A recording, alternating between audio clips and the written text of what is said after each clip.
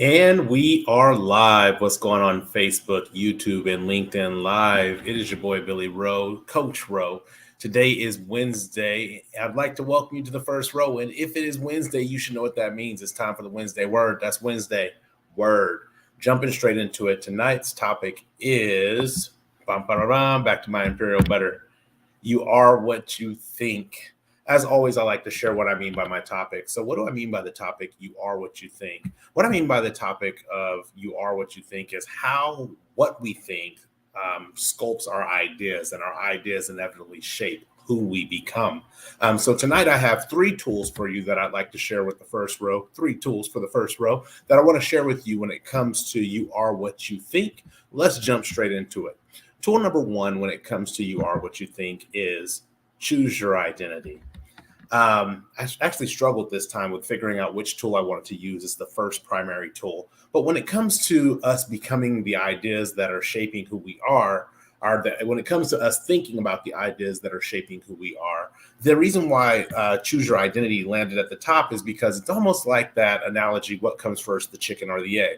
Now, my theory is that in many cases, the chicken comes before the egg because you need something to incubate the egg prior to the chicken or prior to the egg's arrival.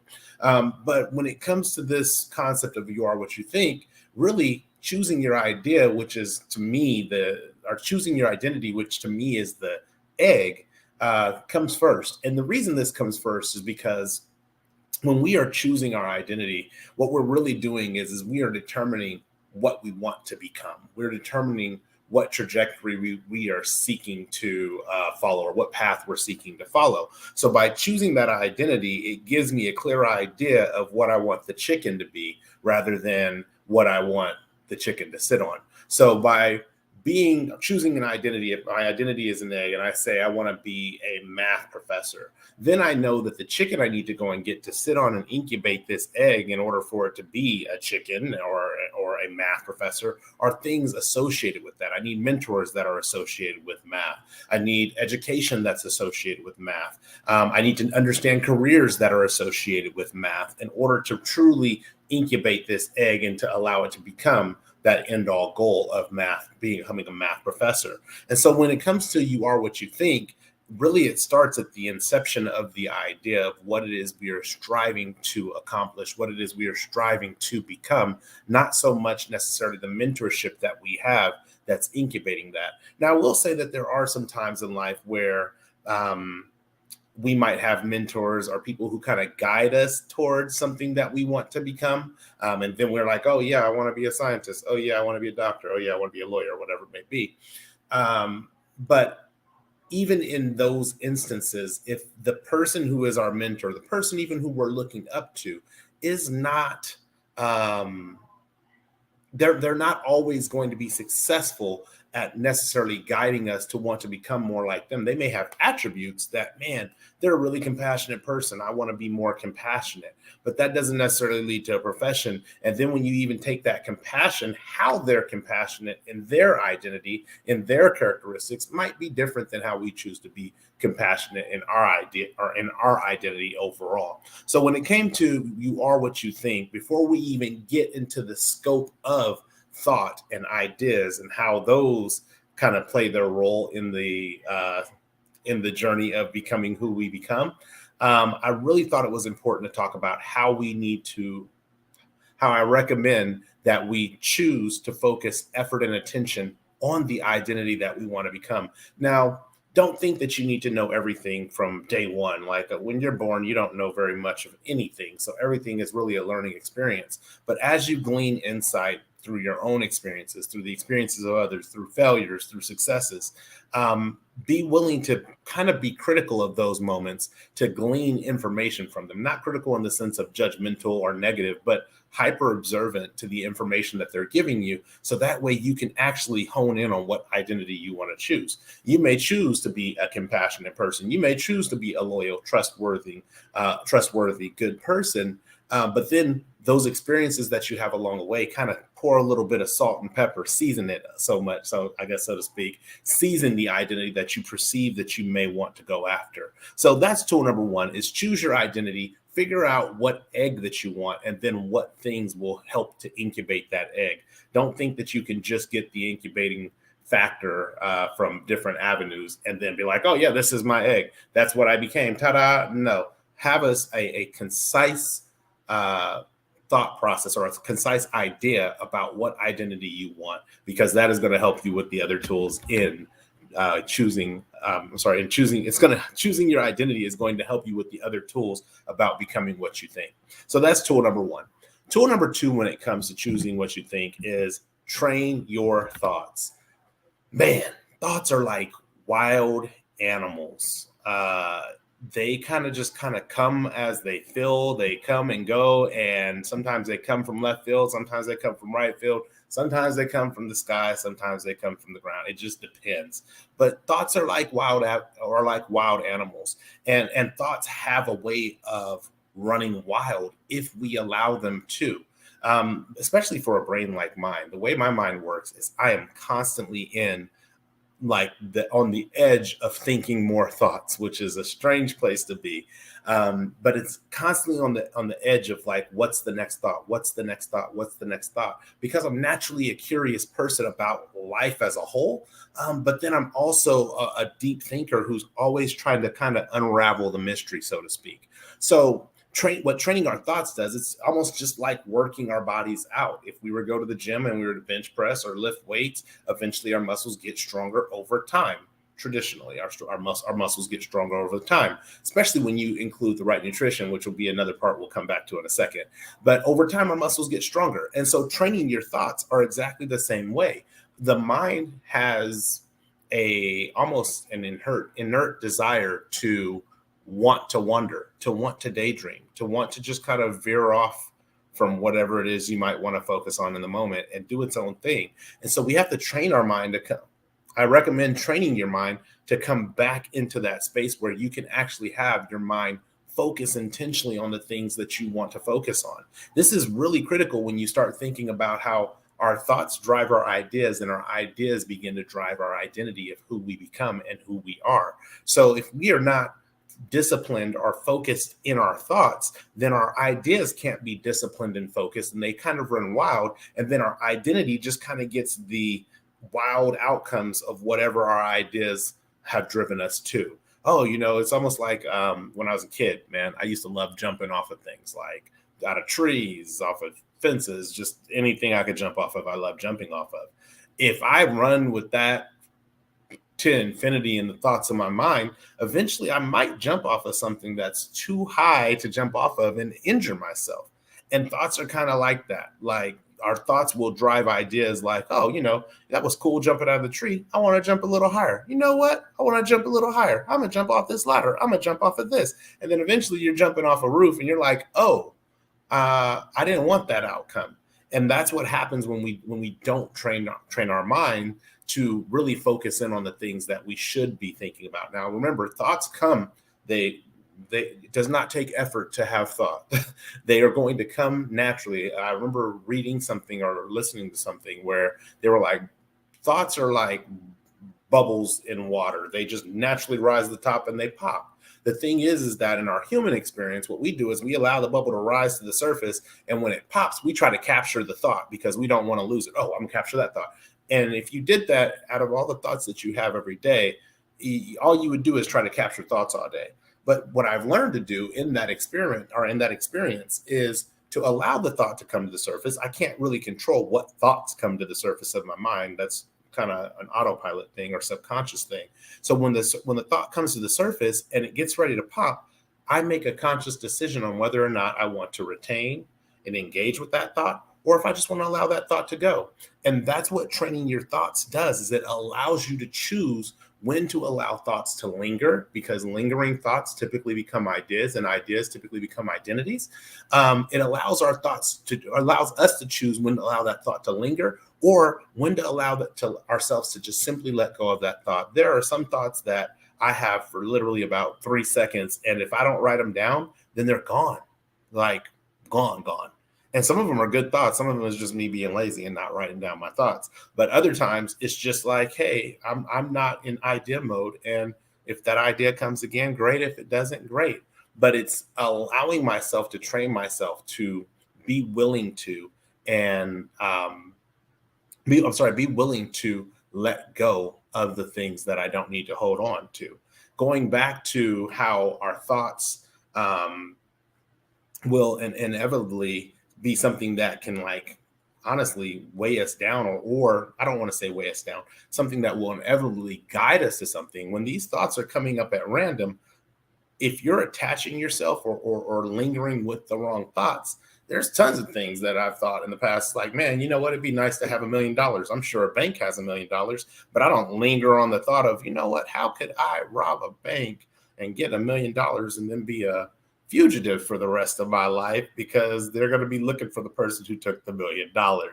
I don't linger on those thoughts because those thoughts really are, at the end of the day, noise. At the end of the day, if what I'm saying is, okay, my character or who I want to become is a person who's financially independent, the thoughts that I need to linger with are not the noise, not the random ideas that I may have on how I can become financially independent, but they are the ideas that I can actually put into action. One, which I could put the negative ones into action, but put into action one that are positive, two, and for three, they have the ability to drive me towards the person that I want to become. Because even with wealth or with financial independence, there's still at the end of the day a character that I want to be, or characteristics that I want to have. So by training our thoughts, what we're doing is we are putting ourselves in a place where we are learning how to discard the noise, to discard the distractions that our thoughts can be. And that is, again, because we learn to let go of the ones that are not really meant for us to engage with. And we spend more time with the ones that are going to lead to who we want to become. It's almost no different than a child raised in a loud environment where, you know, they might have 4 siblings and all their siblings are running around younger and they're making all this noise and they're trying to do their homework. And so they learn to block out that noise. That's what training your mind does, is it learns, hey, that's not an idea that I want to engage with, especially for a person who thinks as much as I do, as often as I do. I had to learn how to block out the distractions of thought, because I can be in the middle of doing something completely not related to those thoughts. And then the thought comes up and it's like, it can take me to a whole nother universe. And then I come back and it's like, wait a minute, what was I doing? No, I had to learn how to train my thoughts, or train myself and my thoughts to be very focused on when I want to engage with them and when I don't want to engage with them. It's almost also like a parent who you might have if you have children, you might have a child who comes up and they're like, mommy, mommy, daddy, daddy, mommy, mommy, daddy, daddy. And as a parent, your brain learns how to block that out. And so they're mommy, mommy, daddy, daddy in your ear, but you don't even hear it because of the fact that it's like, yeah, I've learned to tune that out like 13 sessions ago. So now we're on session 14 and I don't even hear you saying mommy, mommy, daddy, daddy until you actually touch me or do something that causes a different stimulus to get my attention. That's what training your thoughts will do. And in all honesty, when you learn how to train your thoughts, what it will do is it will also create an immense amount of focus that you can actually drive energy, not only into the identity that you want to come or want to become, but also you can drive an immense amount of energy and focus into the things that you want to do in life, the things that you want to be successful at, whether it's learning a new language, getting a new job. And my thing last year was writing a book. I literally trained my mind to say, when you have extra time, the thing you want to do is write. You want to write a book. So that's what you're going to do with all your extra time. Yeah, there's going to be some thoughts that come up in that so that you can create content. But at the end of the day, the things that you want to be focused on in your free time is writing. And so that drove the identity of becoming an author. So this is what I mean when I say you are what you think, because again, I'm going to keep saying this through this Wednesday word, is that our thoughts become ideas and our ideas become our identity. So that is why we become what we think. So that's tool number 2. And then the third and final tool when we're talking about you are what you think is reflect on outcomes and realities. At the end of the day, thought is not a tangible object. Our thoughts become things, but the things are tangible. The thought may not be as tangible until the thing manifests. And so when I say reflect on outcomes, I'm going to split up outcomes and realities. When I say reflect on outcomes, is what I'm really saying is at all times, every day that we live, our thoughts, our ideas are leading us to activities that lead us to outcomes. The fact that I'm currently in California because my thought was that I wanted to visit my son. I wanted to visit him for a week. I flew to California. That thought drove that activity. I flew to California. I'm now in California in a heat wave that is super hot. Um, but I'm now in California and I have the opportunity to visit my son. That thought drove the actions, which led to the outcome of me being in California.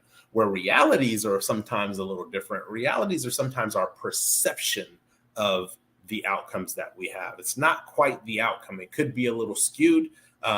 Like for instance, being here in California, it's extremely hot. And I'm just like, oh my gosh, like I want to go home. I want to be back where it's not hot like this. But that's a reality of the temperature, not necessarily a reality of what it is that I want to do. Because do I want to see my son? Absolutely. Do I want to spend time with my son? Absolutely. However, this heat, I don't want to spend any time with that. So it's just the reality of this particular outcome this time, not every time. But then there's things that I can do because I'm reflecting on the reality. What are some of the things that I can do to make it more palatable? So I start thinking about, well, maybe instead of coming in the beginning of September, I can come in the end of September when it's closer to fall. It's cooler in Sacramento and not 118 degrees. Maybe I can do those things and make it a much more enjoyable experience for myself. And again, that thought becomes an idea, and that idea becomes an outcome once I try that in 2000 and what are we in 2022? So 2023, now that's an outcome. And then I'll get to experience what that reality is like, because our projected outcomes are not always, our projected realities are not always in alignment with what we want. And the other thing about reflecting on our outcomes, what it does is it allows us to determine where our thought processes may be broken. And not broken in the sense that we're not thinking and we're not getting ideas and we're not getting realities or outcomes, but broken in the sense of we may have a thought that, let's say I have a thought of an invention that I want to create, and I identify an idea that creates that invention, and then I make that invention. And the outcome is that as much as I thought that everybody was going to be head over heels in love with this invention, or they were going to be flying off the shelves, it's still sitting on the shelves and nobody seems to be interested. Now I can reflect on that outcome and say, okay, let's go back to the inception, which is the thought. Let's go back to the inception. Where was that thought at? How did that thought play out? Here's the idea that came. What was that idea possibly missing? Was that idea missing marketing? Was that idea missing that there's already this component in the market and nobody really is interested in a new component like this in the market? What was that idea, or what was that idea missing? And that's also why it's important to reflect on our outcomes and our realities, is because it causes us to say, hey, is this what I even wanted? Going back to it being hot here. Yeah, I didn't want to be here during 100 and anything in Sacramento. So because I don't want to be here during 100 and anything, now I go back to the thought process is I want to see my son as much as possible. The idea is that I can fly out to California and spend a week of time with him. But now let's tweak that date from the beginning or the tail end of summer when it's potentially it's going to be hot to a closer time when it's going to cool down and it'll be in the fall. That's what I mean by reflecting on outcomes and realities, is being able to identify where your thought process may be broken. Where also what reflecting on outcomes does is it allows us to spend less time trying to disprove our thought inputs. We can just have a thought. If we choose to linger with that thought and develop that thought, then we can create that idea. And we choose to develop that idea and create that idea and accept what that identity drives, or that idea drives as an identity outcome. Then we can reflect on if that's what we want. Great. Now I don't have to go back and say, well, I disprove this and disprove that. One of the things my wife will tell you is that I do not like having hypothetical conversation. Well, what if this happens? Well, what if that happens? Well, what if this happens? Well, what if that happens? The reason I don't like it is, number one, because no matter what solution you come up with in a hypothetical situation, you can always come up with a hypothetical problem to break the solution. I don't enjoy that. But number two is because I done that so much with myself, second guessing and third guessing and fourth guessing and infinity guessing myself on the decisions that I've made in life for long enough to where it's like, hey, how about we just make a decision? We see what that idea is, what ideas are driven by that decision, and then we see what the outcomes are. And if something doesn't work out, because it doesn't have to be perfect, it can be a prototype. You can prototype until you have the final product. It can be a prototype and be able to fall back and say, okay, great, this was a good thought. This is where I think I might have missed the execution. Let's try it this way. Now I'm not spending as much. I mean, I am spending a little more energy in the creation of to find out that it may fail, but I'm not spending months, weeks, years, lifetimes in the hypothetical state of what if, what if, what if, what if. Understanding, excuse me, understanding, for instance, like that we may have challenges, I guess would be the word I would use. So I understand that we may have challenges along the way, but at the end of the day, every thought that we bring into the fruition of an idea and into the fruition of our identity is an investment. So spending energy or spending times investing in thoughts that you don't simply follow through on, either way, you're spending energy. So I'd rather spend some energy and see some things and say, okay, I don't really like that, or I don't like what the person that makes me. There's been relationships and friendships that I've ended because of the fact that I didn't like the identity that I was becoming. And it was like, this is the thought. Here's what my thoughts are. These are the things that I'm struggling with, which then created ideas, which created choices for me to make in those ideas on, do you want to be this? If you choose this, then this is the type of person you're going to be. If you choose that, then that's the type of person you're going to be. It started creating these outcomes that was like, yo, I don't want to be that person. So again, reflecting on your outcomes is a critical component of becoming what you think. Because if you're not reflecting on the outcomes, honestly, at the end of the day, you're just kind of on a free for all on what identity it is that you're going to have based on the wild thoughts that you allow to come up and take root in your life. So that's what I have for you tonight. Really quick, let's go over the 3 tools that we have for You Are What You Think. Tool number one is choose your identity. It's hard to bring thoughts and actions into alignment when you don't know what you want and you don't know what you want to be. Tool number 2 is train your thoughts. This training is more of a mental minefield than a physical minefield.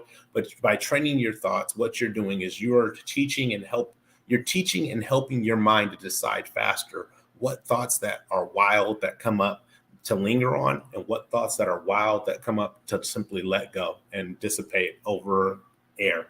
And then finally, tool number 3 is reflect on the outcomes and realities. Are we getting the results that we want, or are we inflaming the problem? Really, that's really what that tool is about. So that's what I have for you guys tonight. As always, with the Wednesday Word, I like to share a personal story, something that got me thinking about the topic overall. And it's interesting because I did a topic, I don't even remember, a couple months back, and it was talking about mental workouts or something along those lines. And I was talking about how we physically will go to the gym 5, 10, or not 10 times, well, sometimes 10 times a week, and work our bodies out physically to get the right physique. However, we don't spend necessarily the same amount of effort, energy, or attention, or give the same amount of attention to developing our mental workout. And so I was thinking about how recently I'd started going back to the gym and working out. I'm working out in the morning time, the time that's quiet. Why? Because, again, looking at my thoughts, I want to work out and be healthy. I have an idea. I should go to the gym a certain number of times a week. And then I wasn't, on the outcome side, I wasn't going to the gym not even close to that. I was going like once, if at all, a week. And I was like, something's not working. Well, what wasn't working is that going to the gym in the afternoon, which used to be just fine for me, no longer was a good time for me to go to the gym. And so what I had to start doing was waking up at 5 o'clock in the morning, actually 4:45 in the morning, to leave the house by 5:15 to go to the gym in the morning, do a 45-minute to hour workout, and then come home and do my work day. And for the first I don't know, first week, maybe 2 weeks, it was really difficult because your alarm goes off and it's like, man, I don't want to get out of bed because it's like not even 5 o'clock in the morning yet. And so I would find myself struggling to get out of bed, but I was forcing myself, hey, we're going to get out of bed. We're going to go and get this work. And then by about week 3, all of a sudden something happened where this is where I say thoughts become ideas and we become what we think. Ideas become a part of our identity. All of a sudden, on the 3rd week, I was just waking up in the morning, like not tired, just waking up, ready to go to the gym. And so in that experience, it was like, wow, well, what changed? Nothing changed. 5 o'clock was still 5 o'clock in the morning. I still had to go and do the workout. But the thought finally took root and the idea finally had enough time to germinate that my brain just said, oh, this is the new routine. And that's what thoughts do, is they drive what our routine is. If we imagine our brain being a computer, there's an operating system that is being programmed and programmed and programmed through every experience, whether through its good habits or bad habits, we're programming that operating system. And so the fact that I had been waking up consistently and fighting with that program saying, hey, look, it's time for a reprogram. It's time for an update. It's time for an update. The update finally took. And all of a sudden it was like, oh, it's time to wake up, to the point where it was like, yo, it's Saturday. I'm not trying to wake up at 5 o'clock in the morning. My brain is like, it's time to wake up. And so I was like, I'd rather wake up at 5 o'clock in the morning on Saturday than struggle to wake up at 5 o'clock in the morning, Monday, Tuesday, Wednesday, Thursday, Friday. And so I also had this idea because of training my thoughts and inevitably training my ideas. One day I woke up to work out and I was like, wow, my body's a little sore. I'm not really feeling like a workout. And I said, you know what I'm going to do today? I'm actually going to do a mental workout. I'm going to do some mental exercises, bringing myself back to a person who not only is physically fit, but mentally in shape as well. And so that's what tonight really is about. When I say you are who you are, what you think, what I am saying is be willing to pour good nutrient dense thoughts and ideas into your life. So that way your outcomes will reflect that nutrient dense thoughts and actions. That's really what this Wednesday word is all about. So that's what I have for you guys this evening. As always, if you have not done so already, please, please, please go to firstrow.com, get your copy of Fire Your Job, Hire Your Passion, and the accompanying journal to the book. It's on the website. You can get the combo. If you have not read it yet, you can go to the website, download the first chapter, and read it for free. I cannot tell you enough. This book is just, it's changing lives. And it's interesting to have a book out that you could say is changing lives. But when people call you and say, wow, I wasn't thinking about these things, they weren't on my radar, and now they are, that's life changing. The other thing is, if you would like to see us again, well, you won't see me again this week. However, you can catch Terrell and Michelle over at the Grind Defined podcast this Friday at 4 p.m. Pacific Standard Time, 7 p.m. Eastern Standard Time. And then we will be back next week on Tuesday. I always do this. I forget what the days are. I have no idea what the date is. But on this upcoming Tuesday, we're going to have another panel discussion on the Terrell and Michelle and Billy Rowe live show. That's Tuesday at 4 p.m. Pacific Standard Time, 7 p.m. Eastern Standard Time. And then, as always, you can find me right here, whether it's a premiere or live, on the Wednesday Word on Wednesdays at 6:30 p.m. Pacific Standard Time, 9:30 p.m. Eastern Standard Time. Other than that, follow us on social media, like the video, subscribe to the channels, all that stuff they say on video blogs and stuff. Do all that stuff, and tell a friend, and bring a friend next time if you hear this time. But that's all that I have for you guys today. I thank you so much for tuning in with us live, or tuning in for the premiere of the Wednesday Word. As always, I try to commit to having this content up for you, whether I'm live or not. So I hope you guys have enjoyed this Wednesday Word. Until the next time, if you like this video, share it. If you share it, like it, I'm always happy to engage with you in the chat.